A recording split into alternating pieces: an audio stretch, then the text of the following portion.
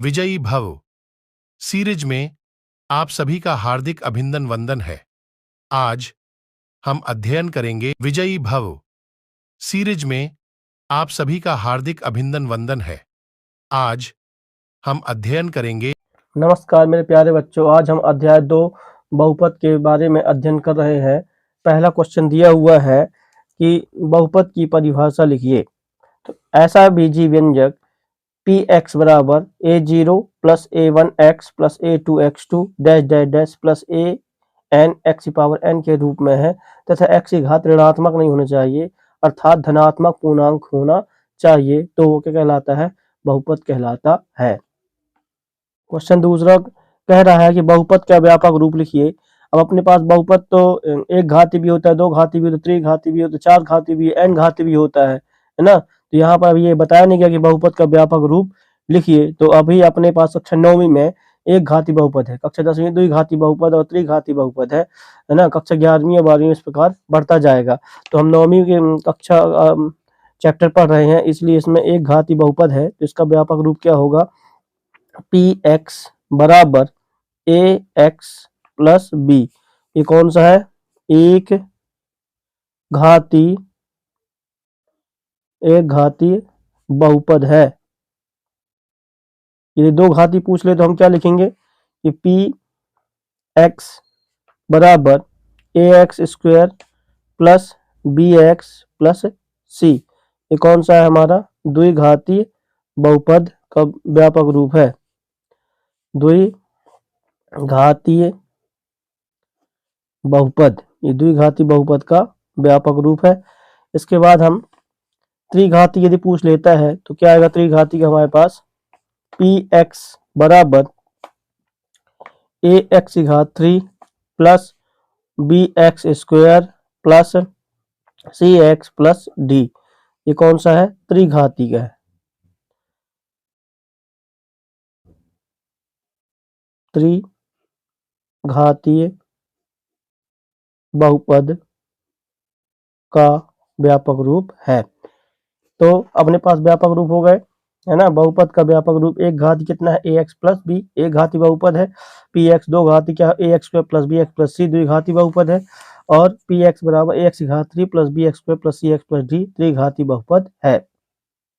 Question number तीसरा है, पूछा है कौन कौन से बहुपद एक चर घाती बहुपद है।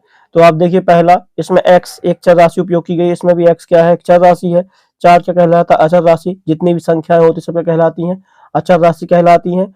और x y z a b c d जो भी दिए रहते हैं क्या कहलाती है? चर राशि कहलाती है। तो यहाँ पर देखिए x दिया गया है, x क्या है? चर राशि है। तो इसमें एक चर राशि तो है। अब इससे पूछा है कि एक चर घाती, एक चर घाती मतलब एक चर राशि है, परंतु हमको देखना है किसी घात धनात्मक पूर्णांक होना चाहिए। तो घात 2 दिया है, दो दो क्या है? धनात्मक पूर्णांक संख्या कहलाती है ना। तो अपने पास ये क्या कहलाएगा? एक चर घाती बहुपद है। तो लिख देंगे एक चर घातीय बहुपद है। क्यों है? क्योंकि इसमें एक चर राशि का उपयोग किया गया x, है ना। और घात कितनी है इसकी? 2। दो क्या कहलाता है? धनात्मक पूर्णांक कहलाता है।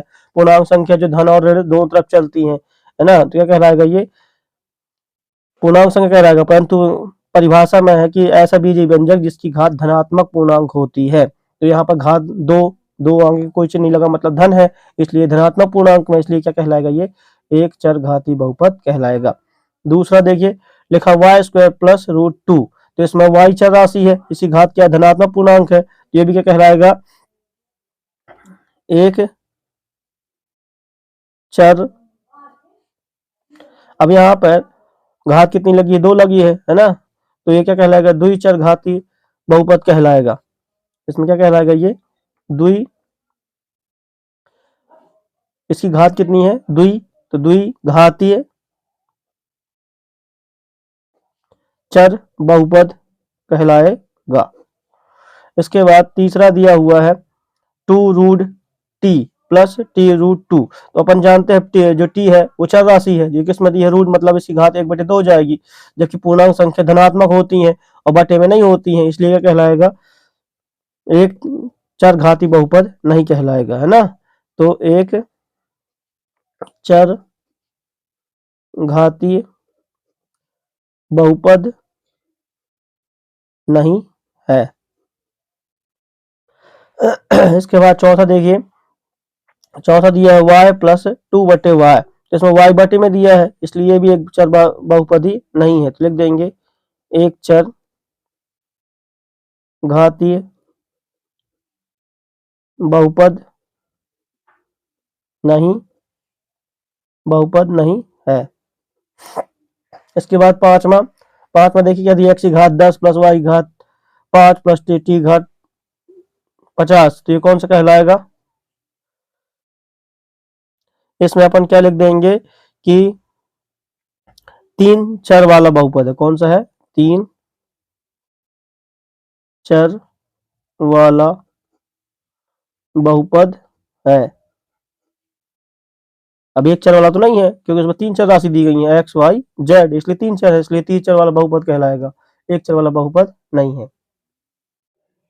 क्वेश्चन 4 बोल रहा है कि x की घात 2 के गुणांक लिखिए। अब इसमें अपन x की घात 2 गुणांक लिखना है, गुणांक मतलब जो x की घात 2 के साथ गुणा कर रहा है। अब यहाँ पर जो x की घात 2 वाला पद ये है, अब इसके साथ कौन सी संख्या गुणा कर रहे हैं हमको ये लिखना है, तो हम लिख देंगे ऊपर x की घात 2 का गुणांक हमें लिखना है, तो गुणांक लिख देंगे। यहाँ पे x की घात 2 गुणांक कितना दिया हमारे पास? 1 लिख दिया। इसमें देखिए x की घात 2 गुणांक कितना दिया? -1 लिख देंगे। इसमें देखिए x की घात 2 गुणांक कितना दिया है? π/2, तो π/2 लिख देंगे। इसमें x की घात 2 वाला कोई पद ही नहीं, इसलिए घात कितनी हो जाएगी इसकी? 0 हो जाएगी। इसका गुणांक क्या हो जाएगा? 0। क्वेश्चन 5 लिखा है कि घात 35 के द्विपद का और 100 घात के एक पदी का एक एक उदाहरण दीजिए। इसमें देखिए 35 जो लिखा, 35 की घात का द्विपद मतलब इसमें दो पद होने चाहिए, है ना, तो अपने पास द्विपद अपन बना रहे हैं किसका? 35 की घात का, तो x की घात 35 हमने लिख दिया, माइनस, अब कोई भी संख्या आप लिख सकते हो, चाहे 4 लिख दो, चाहे 5 लिख दो, चाहे 6 लिख दो, कुछ भी लिख दो, तो यहाँ पर क्या बन जाएगा? ये द्विपदी बन गया, एक और दो पदी बन गया। अब बोला है 100 घात के एक पदी, है ना, एक पद बनाना है हमको, एक पद हमें 100 की घात को बनाना है, तो x की पावर कितनी हो जाएगी? 100। ये बन गया हमारे पास, यही दोनों से क्या है? आंसर है। क्वेश्चन नंबर 6 है कि बहुपद की घात बताओ। बहुपद की हमें घात बताना है, तो देखिए हम यहाँ पर लिख लेंगे कि बहुपद की घात, यहाँ लिख देंगे बहुपद की घात हमें बताना है, तो लिख दिए बहुपद की घात। अब देखिए आप, ये पूरा बहुपद लिखा हुआ है, इसमें जो सबसे बड़ी घात होगी, घात मतलब जो चर राशि है उसकी टोपी पे ऊपर सबसे पहले पहने रहता है ना, जैसे x की पावर 3 है, ये घात कहलाती पावर, जिसको अपन ने लिखा हुआ, इसको अपन ऐसा लिख सकते हैं जैसे a की पावर x है ना, ये a पावर ऑफ a, ये है ना, ये जो पावर ऑफ a है ये बता रहा है कि इसकी क्या कहलाएगी? घात कहलाएगी। तो यहाँ पर देखिए ये घात कितनी लिखी हुई है? इसकी 3 लिखी हुई है। इसी कितनी लिखी है? 2 लिखी है। इसी कितनी कुछ नहीं है, मतलब यहाँ पर 1 है। तो आपको बताना है बहुपद की घात, जो सबसे बड़ा हो उसी के नाम अपन बताते हैं। परिवार में भी कोई व्यक्ति बड़ा है तो अपन उसी के नाम पे कार्ड, शादी कार्ड भेजते हैं ना, इसी प्रकार यहाँ भी जो बहुपद है उसमें जो सबसे बड़ी घात होगी, संख्या होगी, है ना, वही क्या कहलाएगा? बहुपद की घात कहलाएगी। तो यहाँ भी x है, यहाँ भी x है, यहाँ भी x है, सब जगह x चर राशि है। अब इस दोनों में, इसमें 3, इसमें 2, इसमें 1, सबसे बड़ा क्या कहलाएगा? 3, इसलिए बहुपद की घात कितनी कहला जाएगी? 3 कहला जाएगी। तो यहाँ लिख देंगे 3। इसमें देखिए यहाँ पर कितना दिया? पावर 2, तो इसकी कितनी आ जाएगी? 2 आ जाएगी। इसमें देखिए यहाँ पर t लिखा है, t चर राशि है ना, इसका देखो क्या कुछ नहीं लिखा, मतलब 1 है, बहुपद घात कितनी कहला जाएगी? 1। इसमें देखिए यहाँ पे y की घात कितनी दी? 2, इसलिए बहुपद घात कितनी कहला जाएगी? 2। यहाँ पे कोई चर राशि नहीं, इसलिए बहुपद की घात क्या कहलाएगी? 0 कहलाएगी। क्वेश्चन 7 पूछ रहा है कौन कौन से बहुपद रैखिक हैं, द्विघाती है या त्रिघाती?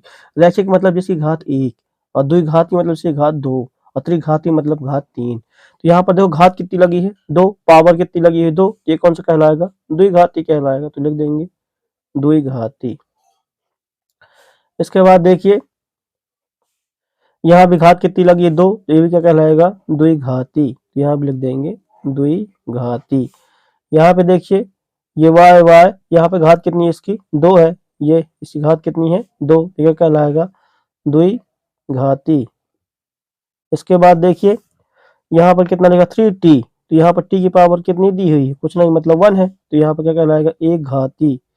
एक घाती मतलब रैखिक, इसको कोष्टक में क्या लिख देंगे अपन? रैखिक। इसके बाद इसकी घात कितनी दी है 3, तो क्या कहलाएगा त्रिघाती। यहाँ पे इसकी घात कितनी लिखी है, कुछ नहीं है मतलब 1 है, तो क्या कहलाएगा ये रैखिक कहलाएगा। अब इसके बाद यहाँ पर देखिए r की घात कितनी दी है 2, तो क्या कहलाएगा द्विघाती। यहाँ पे घात कितनी लिखी है आपको दिख नहीं रही है, मतलब यहाँ घात कितनी 1 है ना, इसलिए क्या कहलाएगा ये रैखिक कहलाएगा।